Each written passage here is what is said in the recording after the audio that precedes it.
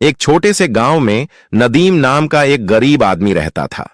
उसके पास मिट्टी का एक घर और ब्रूनो नाम का एक वफादार कुत्ता था। हर सुबह वह अपनी थकी हुई टांगों के साथ जंगल की ओर निकल जाता। घंटों पेड़ों की टहनियां काटता, उन्हें गठरी में बांधता और बाजार में मामूली दामों में बेचकर वह मुश्किल से एक वक्त की रोटी और थोड़े से खजूर खरीद पाता। नदीम की पत्नी शाइस्ता खूबसूरत तो थी, पर उसकी जबान तलवार जैसी तेज। वह गरीबी से तंग आ चुकी थी और वह अपने पति को एक नाकारा, बदकिस्मत आदमी समझती थी। वह हर वक्त ताने देती, उसे नीचा दिखाती। एक शाम बहुत तेज बारिश हो रही थी। नदीम भीगा हुआ, थका हारा, हाथों में लकड़ियों का गट्ठर लेकर घर पहुंचा। मगर घर के दरवाजे पर जो मंजर था, उसने उसका दिल चीर दिया। शाइस्ता आंखों में अंगार लिए तमतमाती आवाज में चीखी, निकल जाओ मेरे घर से, मनहूस आदमी, अब मुझे तुम्हारी कोई जरूरत नहीं। नदीम सन्न रह गया। हल्की सी कांपती आवाज में बोला, शाइस्ता, क्या तुम होश में हो? मैं जाऊंगा कहां? मेरा ठिकाना ही क्या है? शाइस्ता चीखी, जहां मन करे जाओ, अपने कुत्ते ब्रूनो के साथ रहो, वह तुमसे ज्यादा काम का है। ये सुनकर नदीम की आंखें नम हो गईं। उसने अपना बोझ, लकड़ियों का नहीं दिल का, उठाया और चुपचाप चल पड़ा। ब्रूनो उसके पीछे चुपचाप चल रहा था, जैसे वह समझ रहा हो कि उसके मालिक का दिल आज बुरी तरह टूट चुका है। गांव के आखिरी छोर पर पहुंचे तो नदीम एक पुराने बेरी के पेड़ के नीचे बैठ गया। उसकी आंखें आसमान की तरफ उठीं। या खुदा, मेरे पास इस वफादार कुत्ते के अलावा कुछ भी नहीं बचा, तू ही मेरा सहारा है। बस वहीं से एक ऐसी कहानी की शुरुआत हुई जिसकी तसव्वुर न कभी शाइस्ता ने किया था, न नदीम ने। रात ढलती गई। नदीम पेड़ के नीचे बैठा रहा और ब्रूनो उसकी गोद में सिर रखकर उसे दिलासा देता रहा। जब अंधेरा और ठंड बढ़ने लगी तो नदीम उठकर जंगल की उस दिशा में चल दिया जहां कोई इंसान नहीं रहता था। चलते चलते उन्हें एक पुरानी खंडहर कुटिया दिखी। नदीम ने भीतर जाकर कुछ सूखी लकड़ियां बिटौरी और आग जलाई ताकि बदन की सर्दी कम हो सके, और फिर मिट्टी के फर्श पर ब्रूनो के साथ लेटते हुए बोला, गरीबी मुझे क्या मिटाएगी ब्रूनो, जब तुम मेरे साथ हो। तुम 1000 आदमियों से ज्यादा सच्चे हो। रात आधी हो चुकी थी। अचानक ब्रूनो गुर्राने लगा। उसकी आंखें कुटिया के एक अंधेरे कोने पर टिकी थीं। नदीम घबरा गया। क्या हुआ ब्रूनो? कोई जंगली जानवर है क्या? ब्रूनो उस मिट्टी की फर्श को अपने पंजों से खोदने लगा। नदीम ने जलती हुई मशाल उठाई और उस कोने में रोशनी डाली। वहां की जमीन ढंसी हुई थी, मानो सालों पहले किसी ने कुछ दबाकर छुपाया हो। दोनों ने मिलकर खोदना शुरू किया। कुछ ही देर में उनके हाथ किसी कड़ी लकड़ी जैसी चीज से टकराए। या अल्लाह! नदीम के होंठ कांपे। ये तो किसी संदूक का ढक्कन लगता है। कुछ और मिट्टी हटाने पर एक पुराना, लोहे की पट्टियों से बंधा हुआ संदूक नजर आया। इतना पुराना कि किनारों पर काई और मिट्टी जम चुकी थी। कांपते हाथों से नदीम ने उसका जंग लगा ताला तोड़ने की कोशिश की। पहले ताला नहीं हिला, पर जब उसने पत्थर से जोरदार वार किया तो ताला टूट गया। नदीम ने संदूक का ढक्कन उठाया और अगले ही पल उसकी आंखें चमक उठीं। संदूक सोने के सिक्कों, कीमती अशर्फियों, भारी हारों और पुराने जमाने के बेशकीमती गहनों से भरा हुआ था। उसके होंठ कांप गए। क्या यह सपना है या खुदा ने मेरी पुकार सुन ली? वह घुटनों के बल बैठ गया, आंखों में आंसू भर आए। उसी रात से किस्मत का रुख बदल गया। नदीम, जो कुछ नहीं था, अब इतना आमिर बन चुका था कि दुनिया उसे सलाम करे। अगली सुबह सूरज की पहली किरणों के साथ ही नदीम जाग उठा। रात भर की बेचैनी अभी भी उसकी आंखों में बाकी थी। उसने उस चमचमाते खजाने को ध्यान से देखा, फिर गहरी सांस लेकर बोला, इस दौलत को जितना छिपाकर रखूं उतना बेहतर है। दुनिया की नजरें नफरत भी लाती हैं और लूट भी। उसने संदूक को वैसा ही बंद किया, मिट्टी से ढक दिया और बस थोड़े से दिरहम अपनी जेब में रखकर बाजार की ओर निकल पड़ा। गांव का छोटा सा बाजार आज पहले से कहीं ज्यादा रौनकदार लग रहा था। ठेले वालों की आवाजें, मसालों की खुशबू और लोगों की चहल पहल। नदीम ने अपने और ब्रूनो के लिए रोटी, दूध, कुछ सूखे मेवे और थोड़ा राशन खरीदा। फिर उसने ऐसे वापस लौटने का रास्ता चुना कि किसी की नजर उस पर न पड़े। रात दर रात नदीम खजाने से जितना जरूरत हो उतना सोना निकालता। वह उससे माल खरीदता, बाजार में बेचता और धीरे धीरे उसके हाथ में व्यापार की समझ आने लगी। चंद हफ्तों में बाजार के कोने में उसकी एक छोटी सी दुकान बन गई, जहां तौल कभी कम नहीं होता था और पैसे कभी जरूरत से ज्यादा नहीं लिए जाते थे। लोग उससे सामान नहीं, एतबार खरीदते थे। उसकी मुस्कुराहट, मीठे लहजे और खालिस नियत ने दिल जीत लिए। देखते ही देखते गांव के बच्चे, बूढ़े, औरतें सभी कहते फिरते, वो आदमी जो कुटिया में रहता है उसकी दुकान में बरकत है। उसकी शक्ल पर अब पहले वाली थकान नहीं, बल्कि एक अजीब सी रोशनी थी, जैसे किसी ने उसे टूट कर दुआ दी हो। लेकिन नदीम अभी भी उसी पुरानी खंडहर कुटिया में रहता था। रात होने पर वह ब्रूनो के साथ बैठकर मुस्कुराता और कहता, मेरे दोस्त, किसी को यह पता नहीं कि गांव का सबसे अमीर आदमी मिट्टी की कुटिया में एक कुत्ते के साथ रोटी बांटकर खाता है। दौलत अगर दिल में उतर जाए तो आदमी बेकदर हो जाता है, और मैं ऐसा नहीं बनूंगा। दिन बीतते गए। ईमानदारी ने नदीम को ऊपर उठाया और बरकत ने उसके घर की दहलीज पहचान ली। कुछ लोग उसकी तारीफ करते, कुछ जलते, मगर सब उसकी तरक्की पर हैरान थे। और इन सब के बीच कहीं दूर एक औरत हर रात उसे देखती थी, शाइस्ता, वही औरत जिसने उसे घर से निकाला था। अब ताल्लुकात टूट चुके थे, तलाक उसके हाथ में था और पछतावा उसकी आंखों में जलता अंगारा बन चुका था। वह औरतों से पूछती, क्या ये वही नदीम है जो लकड़ियां बेचता था? और जवाब मिलता, हां, हालात बदलने वाले खुदा को सलाम, अब वह ताजगी से भरा ईमानदार व्यापारी है। शाइस्ता के दिल में हर रात एक सन्नाटा उतरता, काश मैंने उसे पहचाना होता। एक रात जब नदीम दुआएं पढ़ चुका था और पुरानी किताब के पन्नों में खोया हुआ था, अचानक दरवाजे पर दस्तक हुई। ब्रूनो फौरन सतर्क हो गया। नदीम ने दरवाजा खोला। बाहर शाइस्ता खड़ी थी, चेहरा मुरझाया हुआ, आंखें पछतावे से भरी हुई। उसने धीमी आवाज में कहा, सलाम वालेकुम नदीम। नदीम ने उसके चेहरे को गौर से देखा। वहां न घमंड था, न ताना, सिर्फ टूटन। वालेकुम अस्सलाम, इस वक्त यहां क्यों आई हो? शाइस्ता कांपती आवाज में बोली, माफी मांगने, मैंने तुम्हें नहीं समझा। मैंने जो किया वह जुल्म था। नदीम ने उसे अंदर आने का मन बनाया, मगर उसकी आंखों में वह चुभन अब भी बाकी थी।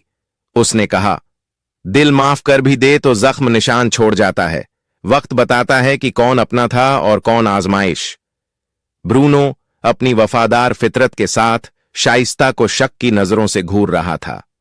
शाइस्ता कुछ देर खड़ी रही, फिर बिना कुछ और कहे लौट गई।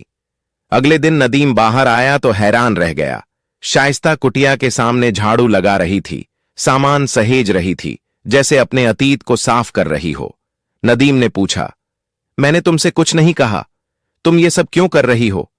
उसने सिर उठाया, आंखों में सच्चाई थी, क्योंकि अब समझ आया है, इंसान की कीमत दौलत से नहीं, दिल से होती है। और मैंने तुम्हें तब खो दिया जब तुम मेरे सबसे करीब थे। नदीम उस वक्त गहरी खामोशी में था। शाइस्ता के शब्द उसके कानों में पड़े, मगर दिल में जगह न बना सके। कुछ पल बाद उसने धीरे से कहा, किसी आदमी की कीमत उसके सिक्कों में नहीं होती, उसके किरदार में होती है। अगर तुमने मेरी कीमत उस वक्त समझी होती जब मैं लकड़ियां ढोता था, तो तुम मुझे रात के अंधेरे में घर से धक्का देकर बाहर न निकालती। शाइस्ता की आंखें भर आईं, आवाज कांप गई। मैं अंधी होकर दौलत के पीछे भागी। दुनिया की चमक दमक ने मेरे दिल को सख्त कर दिया। आज मैं अपनी करनी की सजा भुगत रही हूं। क्या मेरे लिए एक और मौका है? नदीम ने उसे देर तक देखा, वह नजर जिसमें दुख था पर कोई शिकायत नहीं। फिर वह बिना एक और लफ्ज कहे कुटिया के अंदर चला गया। दरवाजा धीरे से बंद हो गया। वह अपनी पुरानी चटाई पर बैठा और खुद से पूछा, क्या यह औरत सच में तौबा करने आई है, या फिर उसकी नजर मेरे पास की दौलत पर है?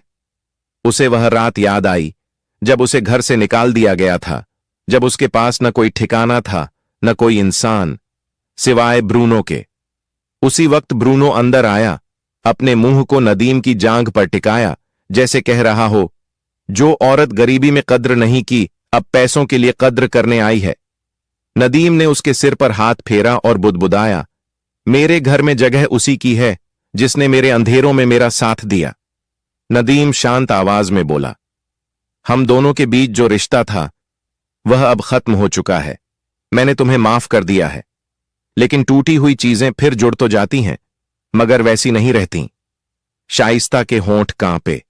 वह धीमे से बोली, अगर आप चाहें तो मैं एक नौकरानी की तरह यहां रह जाऊं, बस आपकी सेवा करने के लिए। नदीम ने कहा, नहीं शाइस्ता, मैं तुम्हें रोज रोज देख के का दिल दुखाना नहीं चाहता। बेहतर होगा तुम चली जाओ। शाइस्ता रो पड़ी।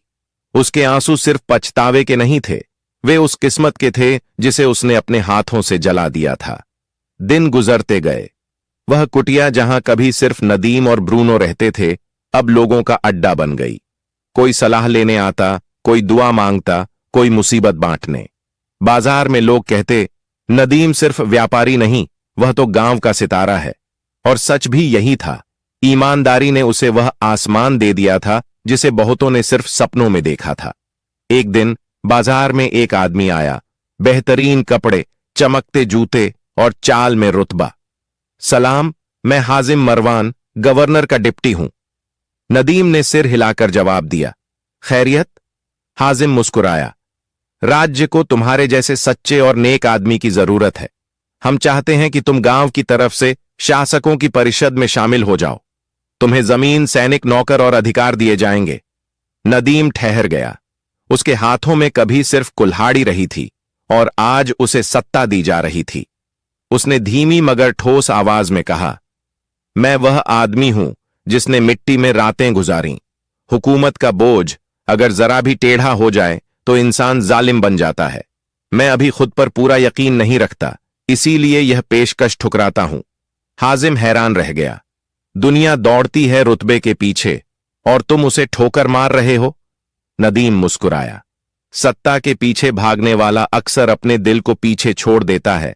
जब तक मेरा दिल मजबूत न हो जाए, मैं किसी इंसान पर हुक्म नहीं चलाऊंगा। हाजिम के जाने के बाद हवा बदल गई। गांव वालों की निगाहें पैनी हो गईं, कानाफूसी होने लगे। यह वही आदमी है जिसे कभी उसकी बीवी ने निकाल दिया था, जो टूटे दरवाजे वाली कुटिया में सोया करता था। आज यह सबसे अमीर कैसे बन गया? और यहीं से असली इम्तिहान शुरू हुआ। दौलत कमाना मुश्किल नहीं, दौलत को दिल से दूर रखना असली हिम्मत है। बाजार की चहल पहल में एक आदमी था, जुद्दान, बातूनी, चालाक और अंदर से जलन से भरा हुआ।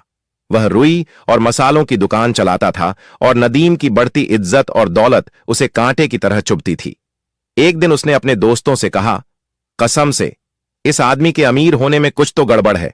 मैंने खुद उसे एक रात गांव के पश्चिमी छोर पर एक पुरानी दीवार के पास खुदाई करते देखा है। लोगों की आंखें सिकुड़ गईं। संदेह की ठंडी हवा बाजार में फैलने लगी। जुद्दान ने आग में और तेल डालते हुए कहा, उसे खजाना मिला है। हां, जमीन के नीचे दफन खजाना। तभी तो वह रातों रात अमीर बन गया। कुछ ही दिनों में यह अफवाह गांव के सबसे खतरनाक आदमी अजीत तक पहुंच गई। चालाक, धोखेबाज, जो पहले डकैत था और अब अपने आप को जासूस व्यापारी बताता था। अजीत ने मन ही मन मुस्कुराया, यह खजाना मैं किसी और को नहीं लेने दूंगा। अगर मुझे अपनी जान भी जोखिम में डालनी पड़ी तो भी यह मेरा होगा। एक शांत काली रात में अजीत चोरी चुपके नदीम की कुटिया के पास पहुंचा। वह झाड़ियों में छिपकर कुटिया के अंदर झांकने लगा। अंदर नदीम चटाई पर बैठा हुआ था, ब्रूनो को मांस खिला रहा था और उससे ऐसे बातें कर रहा था जैसे वह उसका सबसे पुराना दोस्त हो। अजीत ने दांत भींचते हुए कहा, ऐसा आदमी तो दिमाग से कमाता नहीं, नसीब से ही कुछ बड़ा हाथ लगा है। मैं इस खजाने को ढूंढ कर रहूंगा, चाहे अपने नाखूनों से जमीन खोदनी पड़े। अगले दिन अजीत ने अपने आदमियों को व्यापार का बहाना बनाकर नदीम के करीब भेजा। वह लोग सब देखते, सब सुनते, मगर नदीम की सादगी और मुस्कुराहट उन्हें कोई राज नहीं बताती। नदीम उनकी सोच से कहीं ज्यादा समझदार था। संदेह बढ़ा तो अजीत ने नई चाल चली।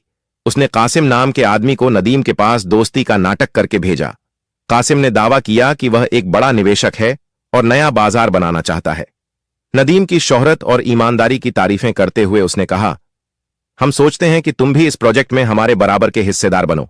कुएं के पास की जमीन खरीदकर हम एक बड़ा बाजार बनाएंगे। कुटिया के बाहर नीम के पेड़ की छाया में वह बैठा बोल रहा था और सामने ब्रूनो कासिम को शक भरी आंखों से देख रहा था। नदीम ने भौहें उठाईं, तुम्हारा असली साथी कौन है और मेरे पास आने का असल इरादा क्या है? कासिम ने जल्दी जल्दी कहा, मैं सच्चा हूं और यह साझेदारी सबके सामने लिखी जाएगी। लेकिन नदीम वह आदमी नहीं था जो चमकती बोलती बातों पर यकीन कर ले। उसने शांत लहजे में कहा, अगर तुम सच्चे हो तो छाया में क्यों आए? चलो रोशनी में बैठते हैं, मस्जिद में, लोगों के सामने, गवाहों के साथ, वहीं हम लिखावट करेंगे। कासिम का चेहरा सफेद पड़ गया।